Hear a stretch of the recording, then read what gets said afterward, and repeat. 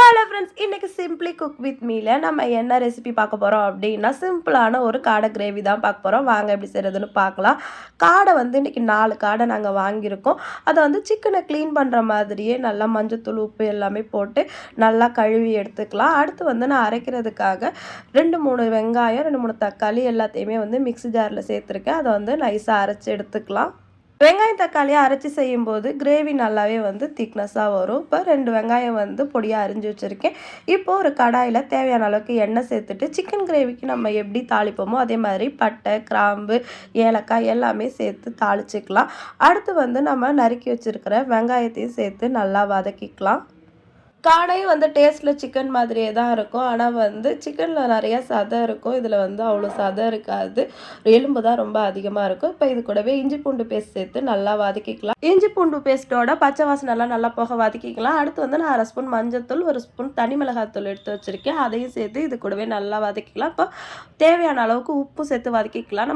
நம்ம வெங்காயத்தை வதக்கும் போதே உப்பு சேர்த்து வதக்கணும்னா வெங்காயம் வந்து சீக்கிரமாக வதங்கிடும். இப்போது நம்ம அரைச்சி வச்சுருக்கிற பேஸ்ட்டை இது கூடவே சேர்த்து கலந்துக்கலாம். நம்ம வெங்காயம் தக்காளி வந்து பச்சையாக தான் அரைச்சிருக்கோம். அதனால் வந்து அதுவும் பச்சை வாசனை போய் எண்ணெய் பிரிஞ்சு வர வரைக்கும் வதக்கிக்கலாம். இப்போ வந்து தேவையான அளவுக்கு குழம்பு மிளகாத்தூள் வந்து எடுத்து வச்சுருக்கேன். அந்த குழம்பு மிளகாத்தூள் வந்து இது கூட சேர்த்துக்கலாம். உங்ககிட்ட இல்லைன்னா மிளகாத்தூள், மல்லித்தூள் தேவையான அளவுக்கு சேர்த்து வதக்கிக்கோங்க.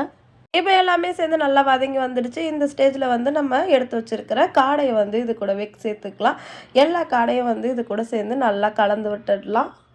காடை வந்து வேகிறதுக்கு வந்து ரொம்ப டைம் எடுக்காது. நம்ம சிக்கன் வேகிறதுக்கு எவ்வளோ டைம் ஆகுமோ அதே மாதிரி தான் காடை வேகிறதுக்கும் அவ்வளோ நேரம் தான் ஆகும். ஒரு 10 நிமிஷம் வந்து அது வெந்தாலே போதும். இப்போ நல்லா இதை எல்லாமே கலந்து விட்டுட்டு இது கூடவே வந்து நம்ம 1 ஸ்பூன் சிக்கன் மசாலா எடுத்து வச்சுருக்கேன். அதையும் சேர்த்து நல்லா கலந்து விட்டுடலாம். இப்போ இது எல்லாத்தையுமே சேர்த்து நல்லா கலந்ததுக்கப்புறமா நம்ம கிரேவிக்கு எவ்வளோ தேவையோ அந்த அளவுக்கு வந்து இது கூட தண்ணி சேர்த்துக்கலாம். இந்த கிரேவி வந்து நம்ம சாதம், சப்பாத்தி, இட்லி, தோசை எது கூட வேணாலும் காம்பினேஷனாக வச்சுக்கலாம். ரொம்பவே வந்து டேஸ்ட்டாக இருக்கும்.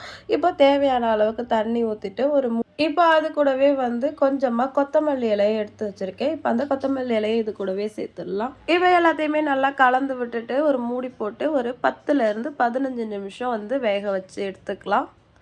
இப்போ ஒரு 15 நிமிஷம் ஆயிடுச்சு. திறந்து பார்க்கலாம். அவ்வளோதான், சூப்பரான நம்மளோட காடை கிரேவி வந்து ரெடி ஆகிடுச்சு. அட்டகாசமாக இருக்கும். நீங்களும் ட்ரை பண்ணி பார்த்துட்டு எப்படி இருந்துன்னு கமெண்ட் பண்ணுங்கள். அடுத்து இதே மாதிரி ஒரு சூப்பர் ரெசிபியோட உங்களை மீட் பண்ணுறேன். பாய்.